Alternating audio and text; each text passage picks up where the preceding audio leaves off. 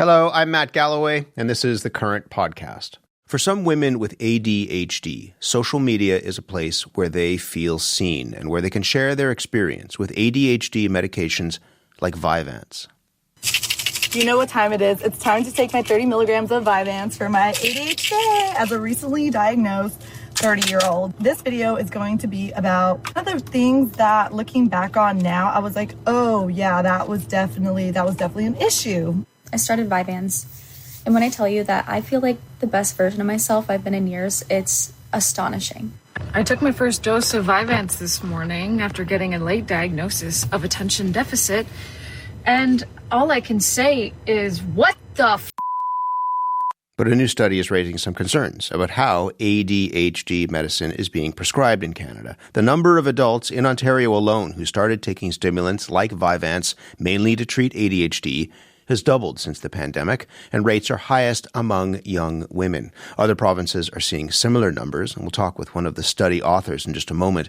But first, I'm joined by Isabella Hay. She was diagnosed with ADHD and prescribed Vyvanse 3 years ago when she was 23 years old.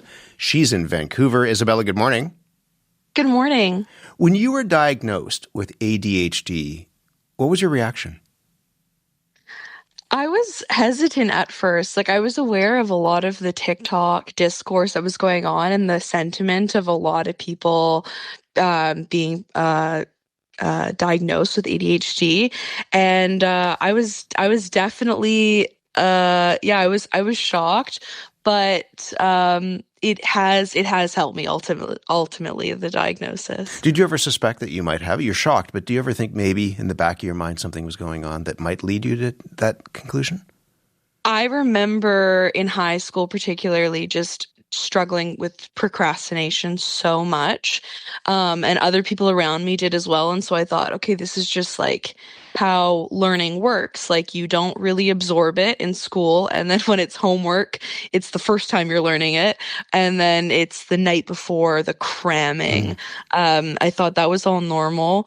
But once I got the diagnosis, I was able to better understand a lot of the symptoms and retroactively relate to a lot of the patterns of behavior that are associated with ADHD. If you don't mind me asking me, what else was going on in your life at the time that led you to that diagnosis? I've always had anxiety, and so I've been seeing professionals, counselors, psychiatrists, psychologists, and I was seeing a new psychologist. I was describing symptoms to her, and also some symptoms of my family members who are not diagnosed. But she referred me to a psychiatrist, and within 5 minutes, the psychiatrist was like, yeah, I think you have ADHD. And especially the fidgeting, I told her, like, no, I can sit still. I can do all that. And she said, you haven't stopped moving and fidgeting since you've been in here. So there was some stuff that I definitely wasn't aware of. But yeah. Within 5 minutes, you were diagnosed. Well, to be honest, it was longer than 5 minutes, but it was a quick she thing. got a pretty good idea. In terms of listing off the symptoms, I ticked almost every box. A lot of them were cognitive symptoms for me, like task initiation issues, and executive function struggles. Yeah, just like procrastination, perfectionism, paralysis, which was leading to a lot of decision-making issues, and just emotional overwhelm. And then also, sensory issues as well. But the biggest stuff was I'd probably say the executive function struggles. Why do you think your symptoms went unnoticed for so long? As I mentioned, you were diagnosed and prescribed medication when you were 23. There are many people, particularly young boys, that get diagnosed with ADHD as children. So what do you think was happening that would linger for so long? I think a lot of the symptoms were internal. And so you have the classic inattentiveness. Sometimes that's very physical in young boys, disruptive in the classroom or running around or the stuff like that. But a lot of the inattentiveness was like noise in my head. And I think even my physical symptoms, I was masking in a way that it felt like it went unnoticed. Like, I don't know, like touching my hair, for instance, like not entirely disruptive behavior, like doodling. Some teachers could see that as taking notes, stuff like that. But I think largely it's due to the fact that so many of my symptoms were cognitive. Do you think there's a stigma, or there was a stigma around saying something about that as well? We've talked a lot about addressing the stigma around mental illness, but it doesn't mean that it's gone. I definitely feel the internalized stigma. Like, even to this day, I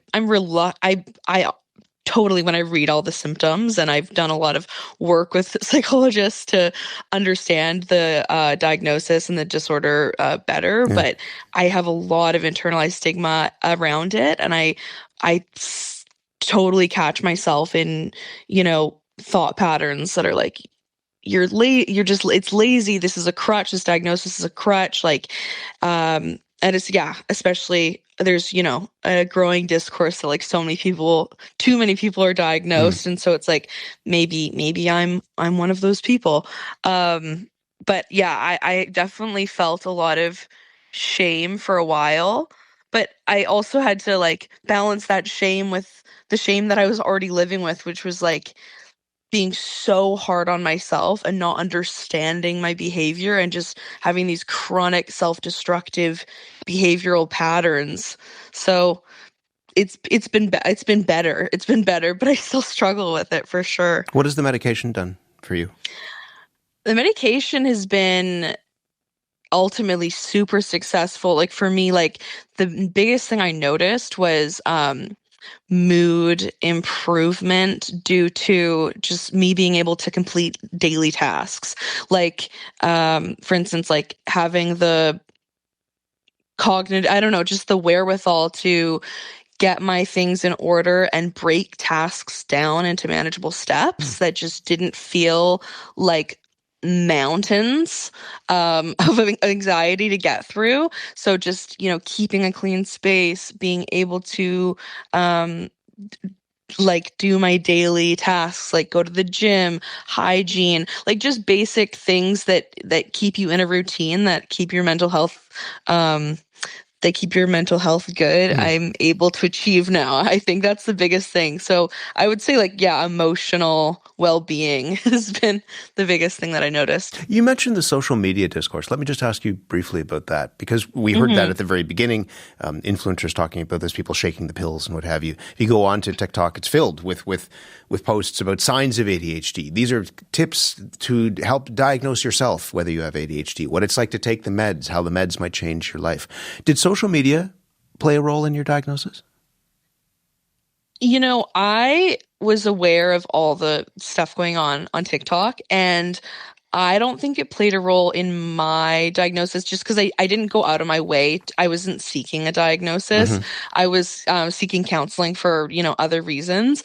But I was super aware of it. And I have mixed feelings, because on the one hand, it's amazing that people can have access, like there's a bigger conversation about it, and some people that didn't have that information now they do, and they can have communities where they can discuss it.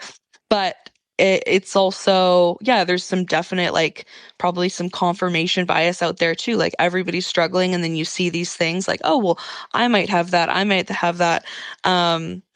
So it's definitely tricky. I know that I can trace my symptoms back to childhood, but like, I had a phone with social media all throughout high school, like while my brain was developing too. And so it's also like interesting to think about just how technology has probably affected all of our dopamine and our brains. And so it's hard to say, like, I know a lot of people right now are getting diagnosed with ADHD, and it's like, is that because there's better diagnostic tools, there's less stigma, there's symptoms in women are being better understood, or is it actually being overdiagnosed? Like it's hard to say. We're going to talk to the researcher who is looking into this in just a moment. But the last thing I'm going to ask you before I let you go, just briefly, is you talked a little bit about how your life is different. Do you think about yourself differently now that you've had this diagnosis? I do. I'm still really hard on myself, to be honest, but I do. I think it's given me, it has validated a lot of my pain and a lot of the invisible symptoms. And it's given me a lot of hope too, when I see how other people manage and what mitigation strategies there are. And when I can see that I can relate to other people, that has helped a lot. So yeah, in a way, it's given me more grace with myself for sure. I'm glad that you found that grace. This is a tricky thing to talk about with somebody that you've never met on the radio and to an audience all across the country, but it's really important. I'm glad you did it. Isabella, thank you. Thank you so much. Isabella Hay was diagnosed with ADHD when she was 23 years old. She was in Vancouver. As we mentioned, a recent study found that prescriptions to treat ADHD have risen dramatically for adults in Ontario since the pandemic. Mina Tadros is an associate professor at the Leslie Dan Faculty of Pharmacy at the University of Toronto and is one of the lead researchers on that study looking into this increase. Mina, good morning to you. Hey, good morning. What do you make of what we heard from Isabella? Does that sound familiar in terms of her experience? Yeah, so first of all, thank you for Isabella sharing the story. I think it really sets up the importance of the work that we're doing really nicely. I think, Isabella's journey is one that a lot of patients that we talked to before we did this study shared with us. And it's one of those that I think is really important to recognize before we talk about the data, that these drugs do for patients who are diagnosed and live with ADHD work. And we have lots of evidence around that. I think one of the bigger concerns is that pathway of how you get there. Isabella highlighted some really important things about having other mental health indications, being treated by a specialist, being assessed, thinking about things that happened prior. And I think all of those are important to set up the proper journey that patients have to go through when they're seeking help or trying to get started on the right treatment. The study that you published was in the Canadian Medical Association Journal. It looks at prescription rates for ADHD medication for adults in Ontario. It found that the number of adults taking stimulants more than doubled since the pandemic. Tell me more about who is being prescribed those drugs. Yeah, so we looked at the province of Ontario. We were able to look at all prescriptions that happened from prior to the pandemic, so a few years before it, and into 2024, so 4 years after 2020.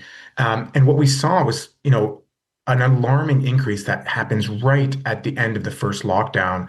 You start to see a really sharp increase in the use. The use of ADHD treatments in adults has slowly been going up over the last decade.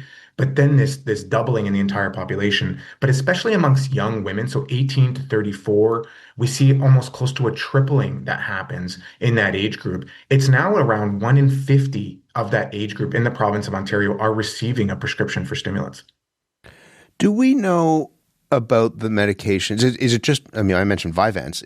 Are there other medications that are part of that spike in prescriptions?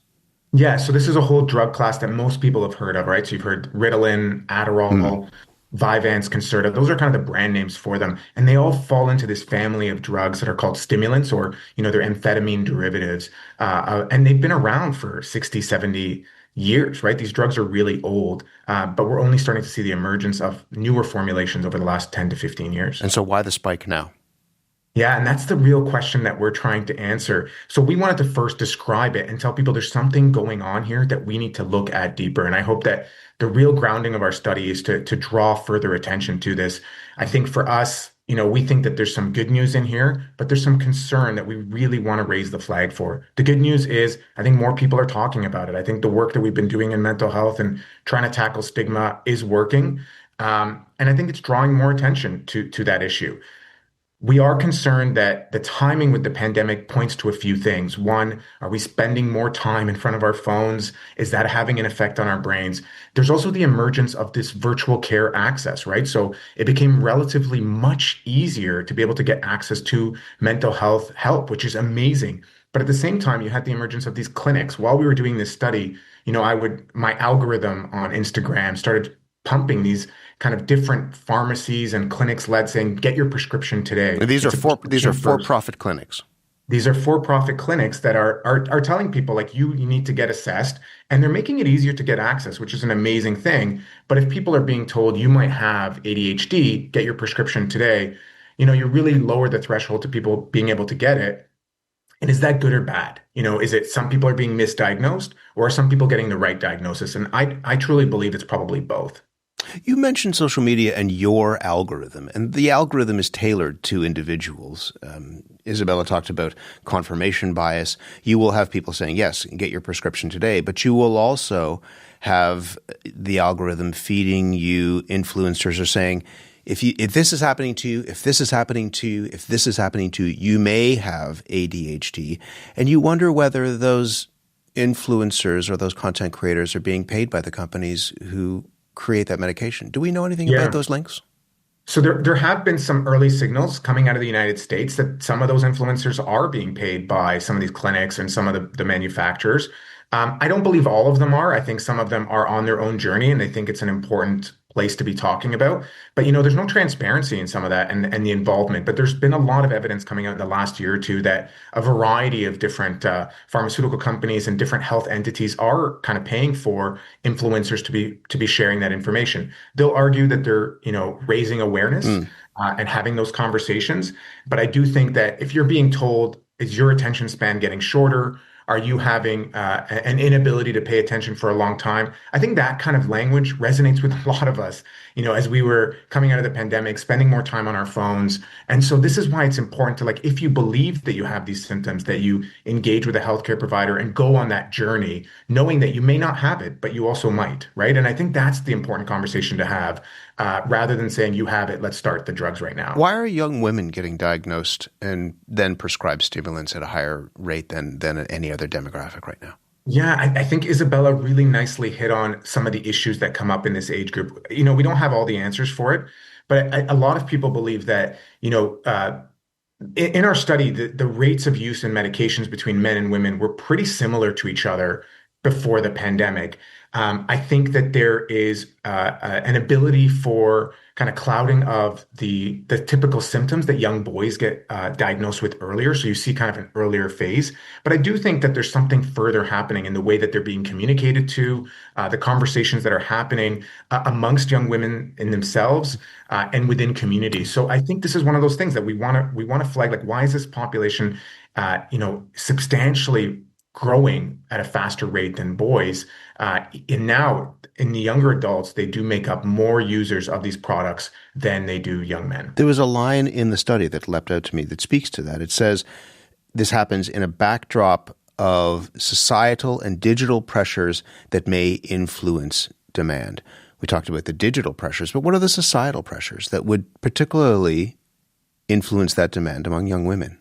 Yeah, I think there's a lot of research on the workforce, what's being expected of people and how we work, spending a lot of time in front of computers and sort of the virtual world that we live in. But also at the same time, like having these conversations to keep performing better, being able to just do more. I think as we get more tools, we're expected in society to do more. And, Isabella touched on that really nicely, where she feels like she's able to be more productive. And that's kind of the pressure that's placed on of us. Continue to be productive, continue to do all these things. And as you're being asked of more, if we're all honest with ourselves, like, we're being asked of more and more things to stay on top of than ever before. And yet this is a generation, Isabella talked about this, that has grown up, that has marinated in social media. This has shaped their lives in some ways. And it can be glib to say you're on TikTok and that's why you have a short attention span, is because the app is meant to drive that. But is there something to that? Is there something about growing up at a time when you live on your phone and you live in that ecosystem that can impact these rates of diagnosis, but also just how people think about attention? Yeah, absolutely. I think there's a lot of great research around the impacts on how the brain is reshaping. We're even seeing it now with early studies of how using more AI is starting to reshape our cognitive functioning. So I think to ignore the fact that we have changed in the way that we interact with the world around us, and that is going to have effects on our brain. It's going to have effects on our neurotransmitters. It's going to have effects on our social cues and how we interact with each other. So without a doubt, I think thinking about this next generation that's coming up and maybe reestablishing a new baseline, like what is this new baseline? Can we preemptively be talking about how do you slow down the effects of these tools that are replacing in everybody's hands? Also, I think a really important thing is that many of the tools that are used to diagnose ADHD were developed in the 70s, 80s, and 90s, and they haven't really been updated or revalidated in the modern era. And what does that mean? Do we need to have a recalibration? And I think that's really the purpose of our study here, is to raise the flag and say, we better explore this before it gets out of hand. I'm going to let you go, but just very briefly, if somebody is listening and they think they have ADHD, they've been on social media, they've seen those influencers telling them perhaps they do, what would your one piece of advice be to them? I would say, go talk to somebody, go talk to a healthcare provider, but be open-minded on the journey that you may not have it. You might have something else that you're living with or dealing with. But it's important, if you think today that you have something that you're dealing with, that you need to talk to somebody. I think that's really important, but show up with an open mind and go on that journey to see what the best treatment is for you. It might be medications, but it might not be. Meena Tadros, thank you very much. Thanks for having me. Meena Tadros is an associate professor at the Leslie Dan Faculty of Pharmacy at the University of Toronto. Have you been diagnosed with ADHD? Do you think you might have it? What your experience has been would be interesting to hear about. You can let us know. You can email us, thecurrent@cbc.ca.